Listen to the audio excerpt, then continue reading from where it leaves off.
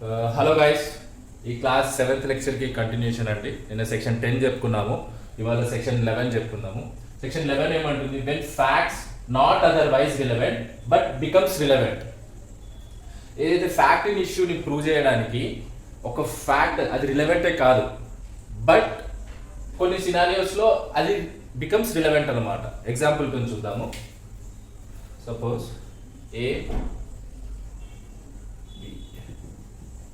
ఏ killed B అని చెప్పేసి ఏ మీద ఒక అలిగేషన్ అనేది ఉంది.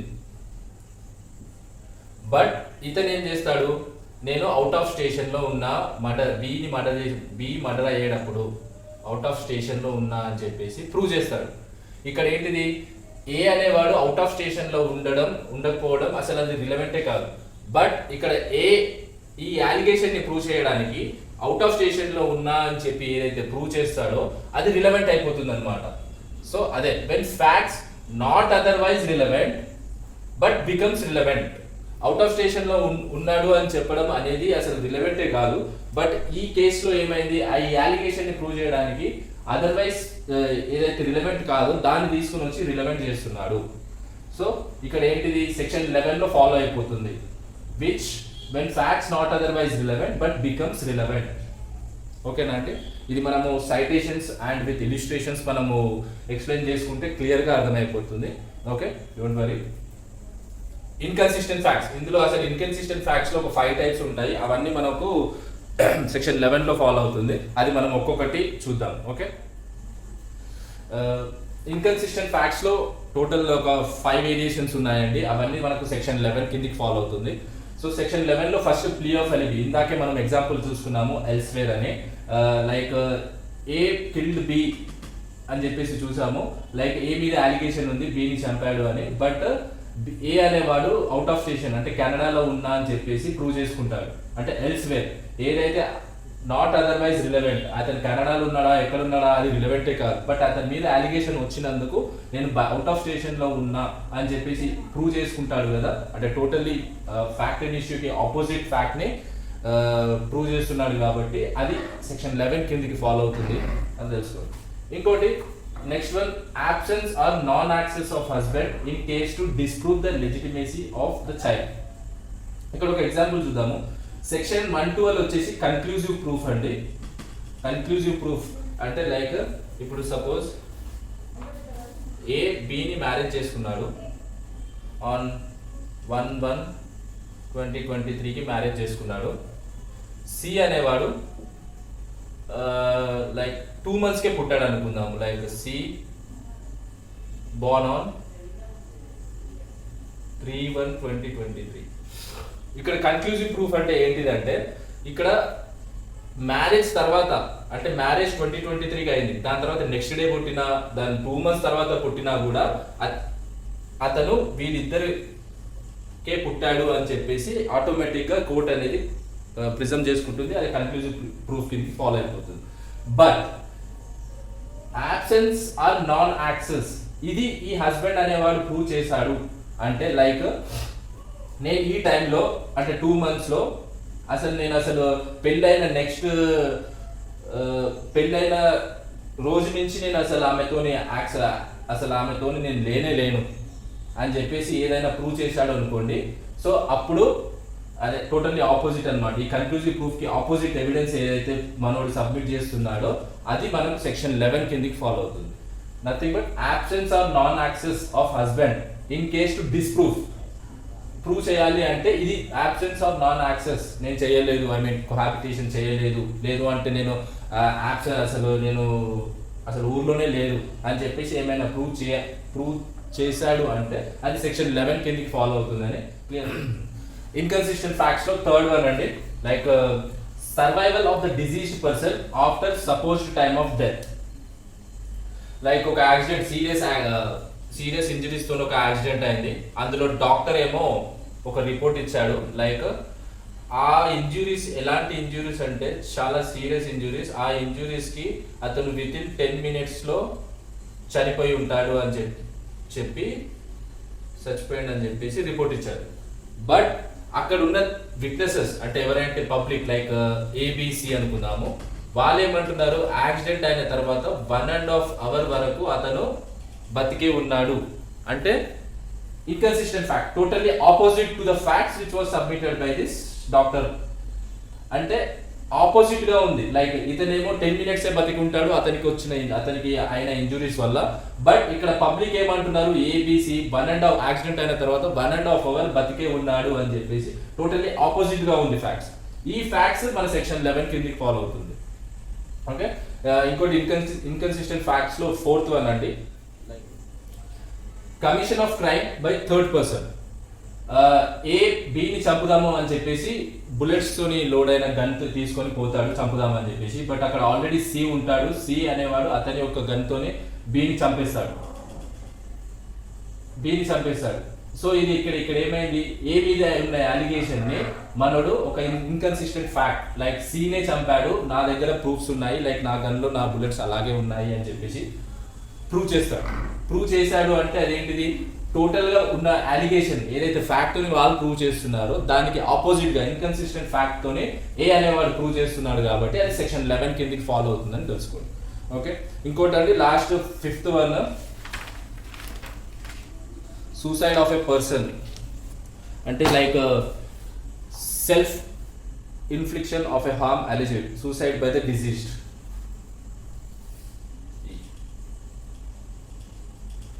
Self infliction of harm alleged, suicide by the deceased. ఇక్కడ కూడా సేమ్ ఎగ్జాంపుల్ అండి, కొద్దిగా రిలేటెడ్. ఏ బిని చంపుదాము అని వెళ్తాడు, బట్ అక్కడ ఆల్రెడీ బి అనేవాడు హ్యాంగ్ చేసుకొని సూసైడ్ చేసుకుంటాడు.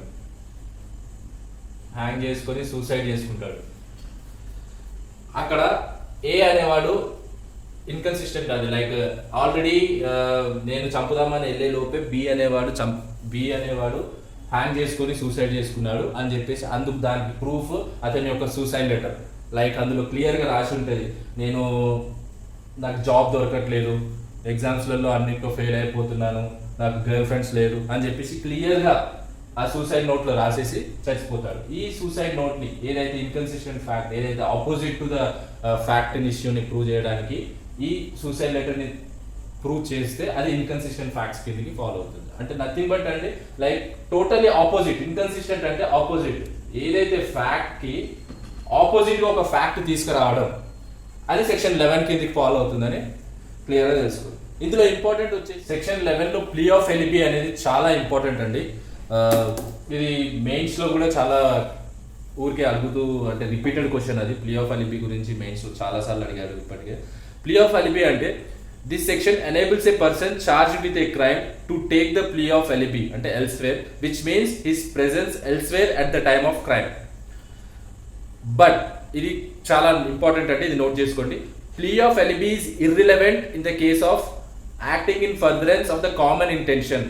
ఐపీసీలో 3 సెక్షన్స్ ఉన్నాయండి, 120B, 149, 34 ఐపీసీలో common object, common intention and criminal కాన్స్పిరసీలో. ఇందులో ప్లీ ఆఫ్ ఎలిబి అనేది వర్తించదు. ఎందుకు అంటే ఎల్స్వేర్ అని చెప్పేసి లైక్ ఇందులో చెప్పలేము. ఎందుకు అంటే లైక్ అందులో లైక్ సపోజ్ మీరు కెనడాలో ఉన్నా కూడా కెనడా నుంచి ఫోన్ చేసి కూడా ఇక్కడ కో అక్యూజ్డ్ అతని ద్వారా ఆ యొక్క క్రైమ్ ని మీరు ఎగ్జిక్యూట్ చేయించవచ్చు. ఇలా పాసిబిలిటీస్ ఉన్నాయి కాబట్టే ప్లీ ఆఫ్ ఎలిబి అనేది ఈ 3 సెక్షన్స్ కి వర్తించదు ఐపీసీలో. Okay, all would be liable to the whole crime even if they were no present at the scene of crime. అతను కెనడాలో ఉన్నా కూడా ఈ క్రిమినల్ కాన్స్పిరసీ, క్రిమినల్ అదే common intention and common object లో అతని కూడా క్రైమ్ లోనే పాల్గొన్నట్టు ప్రిజంప్షన్ అవుతుంది. దీనికి ప్లీ ఆఫ్ ఎలిబికి ఎక్సెప్షన్స్ ఏంటిది గుర్తుపెట్టుకోండి, 34 ఐపీసీ, 120B, 149 ఇలా 3 సెక్షన్స్ అందులో ఉన్నాయి. ఓకే, ఇందులో లీడింగ్ కేసు చూద్దామండి. Munshi Prasad versus state of Bihar 2002-1 supreme court case 351 page number. ఇందులో ఏమైంది, సుప్రీం కోర్ట్ క్లియర్ గా చెప్పింది ఫిజికల్ ఇంపాసిబిలిటీని ప్రూవ్ చేయాలి.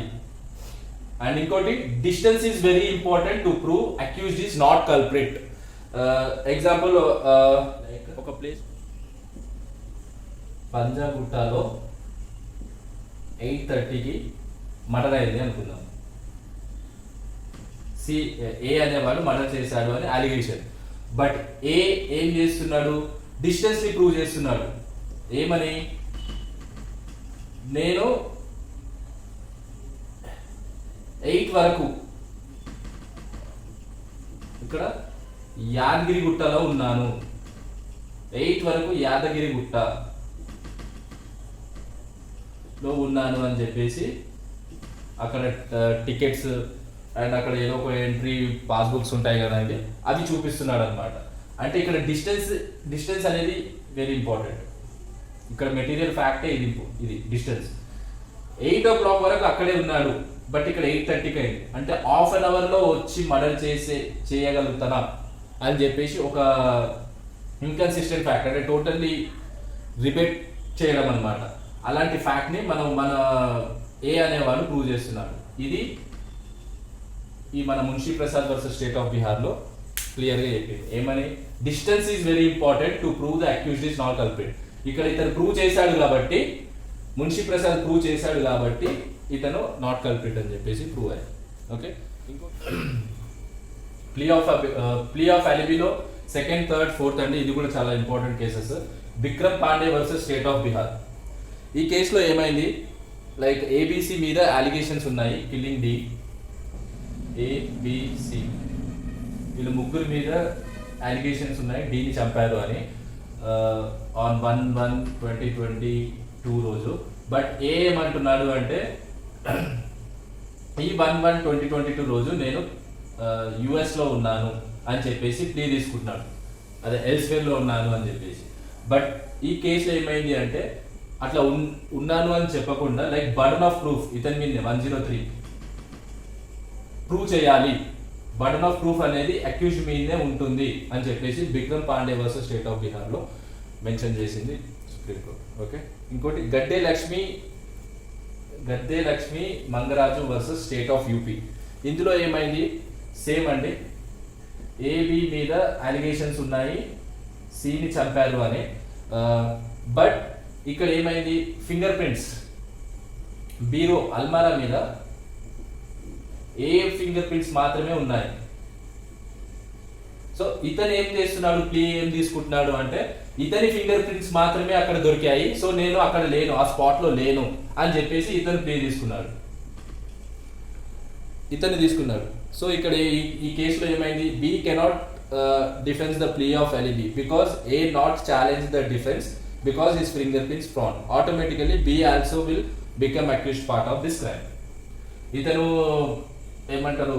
డిఫెన్స్ తీసుకోలేదు అని చెప్పేసి ఇతను డిఫెన్స్ తీసుకోవడము అంత ఇది కాదు. ఇతను కూడా బి కూడా ఈ క్రైమ్లో ఇన్వాల్వ్ అయి ఉన్నాడు అని చెప్పేసి ఇద్దరిని కన్విక్ట్ చేసింది. సో ఇక్కడ ఏమైంది అంటే ఇతని ఫింగర్ ప్రింట్స్ మాత్రమే లభించినాయి, నా ఫింగర్ ప్రింట్స్ లభించలేదు, సో నేను ఆ స్పాట్లో లేను అని చెప్పేసి ప్లీ తీసుకుంటున్నాడు. ప్లీ ఆఫ్ ఎలిబి అది స్టేట్ ఆఫ్ ఏపీ అనేది ఏమంటారు ఈ కేసులో Gadde Lakshmi Mangaraju versus state of ఏపీలో కొట్టేశారనమాట ఇతని ప్లీ. 4th వన్ అండి, Santa Singh versus state of Punjab. ఇది like facts showing probabilities. Facts which make things highly probable or improbable are relevant under section 11 of the Evidence Act. ఈ కేసులో ఏమైంది?